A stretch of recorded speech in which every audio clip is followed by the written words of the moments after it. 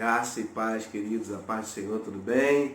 Eu quero estar lendo uma palavra que se encontra em Lucas capítulo 15, versículo 11, diz assim: E disse, um certo homem tinha 2 filhos, e o mais moço dele disse ao pai: Pai, dá-me a parte da fazenda que me pertence. E ele repartiu por eles a fazenda.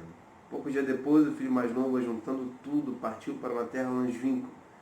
E ali desperdiçou a fazenda, vivendo dissolutamente. E havendo gastado tudo, houve naquela terra uma grande fome, e começou a padecer necessidade. E chegou a um dos cidadãos daquela terra, o qual mandou para os seus campos a apacentar porcos. E desejava encher seu estômago com as bolotas que os porcos comiam. E ninguém lhe dava nada. E caindo em si disse: Quantos trabalhadores de meu pai têm abundância de pão, e eu aqui pereço de fome? Levantar-me-ei e irei ter com meu pai, e dir-lhe-ei: Pai, pequei contra o céu e perante ti. Já não sou digno de ser chamado teu filho. Faze-me como um dos teus trabalhadores. A Bíblia vai dizer que ele foi, no capítulo 21, ele disse: O pai, já não sou digno de ser chamado seu filho. E no 22, mas o pai disse aos seus servos: Trazei depressa a melhor roupa e vestilho, e pondo-lhe um anel na mão e sandália nos pés. E ponde-lhe um anel na mão e sandália nos pés. Trazei o bezerro cevado, matai-o e comamos e alegremo-nos, porque este meu filho estava morto e reviveu, tinha se perdido e foi achado, e começaram a alegrar-se. Que interessante essa palavra, sempre toca muito no meu coração. E Jesus aqui está trazendo uma série de mensagens, né? Essa é a terceira parábola que Jesus conta. Na primeira parábola, Jesus fala da ovelha perdida, onde o pastor das ovelhas deixa ali as 99 ovelhas no local salvo, e ele vai atrás daquela ovelha que se perdeu. Imagino que ele tenha ali enfrentado as intempéries do tempo para ir atrás daquela ovelha perdida. Coloca a sua ovelha no ombro, leva para onde estão as outras ovelhas no local seguro, tira os carrapichos, coloca óleo na sua ferida. Isso traz uma determinada dor, né? Arrancar ali os carrapichos da ovelha que estava perdida. A segunda parábola, Jesus fala da dracma perdida, onde uma mulher, ela perde ali um valor, uma dracma, e a Bíblia vai dizer que ela revira a casa inteira atrás daquela dracma, e quando ela acha a dracma perdida, ela dá uma grande festa, porque aquela dracma tinha um valor para ela, talvez um valor até sentimental, eu não sei. E a terceira parábola é a parábola do filho pródigo, né? Que é essa que toca profundo no nosso coração. Nas 2 parábolas anteriores, né? O pastor foi atrás das ovelhas, a mulher que perdeu a dracma perdida, ela foi atrás da dracma até encontrar. Mas na parábola do filho pródigo, o pai não foi atrás do filho, porque foi decisão do filho não viver mais debaixo da autoridade do pai. E para o pai, né?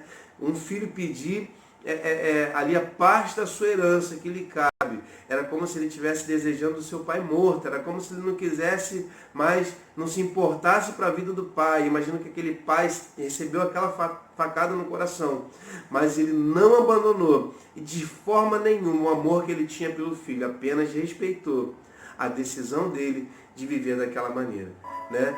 E o que eu entendo nessa manhã, que Deus quer falar comigo e com você, é que muitas vezes nós decidimos viver dessa forma. Muitas vezes nós decidimos não viver debaixo da autoridade do Pai. Ele está disponível, né? Efésios 1:3 diz que Deus já nos abençoou com toda sorte de bênçãos nas regiões celestiais. O amor dele está disponível. O preço que ele pagou foi um preço eterno. Está pago. Cabe a nós agora nos posicionar. Ontem a gente falou na abertura do culto sobre os 2 discípulos ali no caminho de Emaús, né, que não perceberam a presença de Jesus. Não perceberam. Sabe, essa quarentena tem muita gente, muita gente mesmo, a maioria das pessoas que a gente tem tido contato, está falando assim: Celção, pastor, olha, eu nunca tive tão crente como eu estou hoje, estou colocando o joelho no chão, estou orando junto com a minha família, estou vivendo um tempo diferenciado.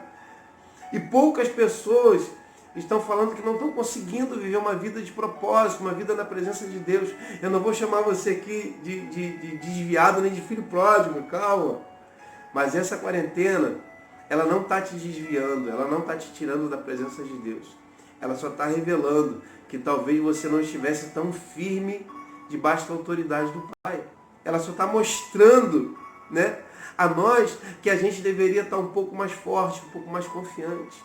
Eu desci a serra, essa semana eu estou meio retrô de música, estou ouvindo umas músicas bem antigas, Feliciano do Amaral, né, Luiz de Carvalho, que essa música da antiga que eu gosto mesmo. E eu estava ouvindo uma música que diz que tudo entregarei nas mãos do Senhor, né? Quando tudo deixares no altar. E eu parei para pensar que eu comecei a chorar ouvindo essa canção. E eu fiz uma pergunta, ou Deus me fez uma pergunta no momento que eu estava descendo a serra, e eu senti no meu coração, eu tenho entregue tudo nas mãos do Senhor? Eu tenho colocado tudo nas mãos dele? Minha resposta foi não. Não, infelizmente não. Por quê? Porque meu maior medo da minha vida inteira foi ser uma pessoa falida, uma pessoa frustrada. Meu maior medo é de não dar certo. E através desse medo, né, a gente tem feito, desculpa a palavra, das tripas corações, para poder dar o melhor para a família, para poder ter uma melhor condição, né? E muitas vezes a gente deixa muita coisa passar desapercebida. A gente está como esse filho pródigo, esquecendo das coisas que o Pai tem para nós, para viver aquilo que a gente quer viver, aquilo que a gente quer fazer, né? E eu falei, Senhor, tudo entregarei nas tuas mãos, entrego tudo nas tuas mãos, faz conforme a tua vontade, porque a tua vontade é melhor do que a minha. Então essa quarentena está servindo para mim, está servindo para que eu possa refletir sobre algumas coisas que eu tenho feito, que de repente pode ficar um pouco para mais tarde. Existem valores que são inegociáveis. E eu te convido nessa noite, assim como esse filho, ele estava desejando comer as bolotas que os porcos comiam. Sabe, olha que tristeza, que ponto que ele chegou. O pai não foi atrás dele porque foi uma decisão dele. O pai deu liberdade, sabe? Ele talvez tenha achado que o dinheiro que ele tivesse carregado da fazenda ia salvá-lo, ia garantir ali um grande tempo de bonança na vida dele, não garantiu. Sabe? Porque dinheiro nenhum, valor nenhum pode suprir as necessidades que só Deus pode suprir na sua vida. Não tem jeito, sabe? Aí vem as depressões, as tristezas, e tem gente que não reconhece. Esse menino reconheceu que talvez não tivesse o vínculo que deveria ter com o pai, para dar o valor verdadeiro que a presença do pai tem na nossa vida. Sabe? Aqui está falando do pai genético, sabe? Do pai natural. Mas eu quero te dizer que muitas vezes a gente está andando por aí e não dá o valor real que o nosso Pai tem para nós. Talvez a gente está indo à igreja, procurando Deus na igreja, e a gente não tem um vínculo com Deus que a gente deveria ter, e talvez a presença dele nem esteja fazendo tanta falta na sua vida. E isso é trágico. Mas assim como esse menino reconheceu, eu estou sentindo falta do meu pai. Eu estou sentindo falta do abraço do meu pai. Eu estou sentindo falta do suprimento do meu pai. Eu vou voltar e vou falar, pai, me trata como um dos seus empregados. Mas eu vou voltar porque é melhor estar aqui como seu empregado do teu lado do que estar em qualquer outro lugar. Lá fora não tem vida. Lá fora não tem jeito. É até bonito nos primeiros dias. Mas depois é derrota demais.